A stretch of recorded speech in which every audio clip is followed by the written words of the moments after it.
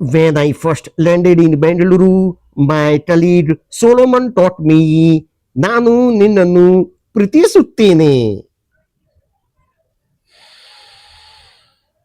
ಒಂದು ಎರಡು ಮೂರು ನಾಲ್ಕು ಸ್ಥಿರತೆ, ತಾಳ್ಮೆ, ಪರಿಶ್ರಮ ಮತ್ತು ಶಿಸ್ಟ್.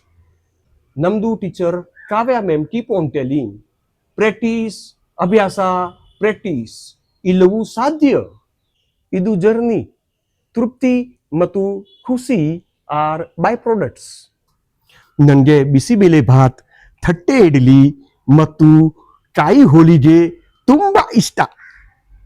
ಧನ್ಯವಾದಗಳು ಮಕರಂದ ಟೀಮ್ ಮತ್ತು ನಮ್ಮದು ಕಾವ್ಯ ಮ್ಯಾಮ್ ಟೀಚರ್. जय हे भारत जननीय तनु जाते, जय हे कर्नाटक माते.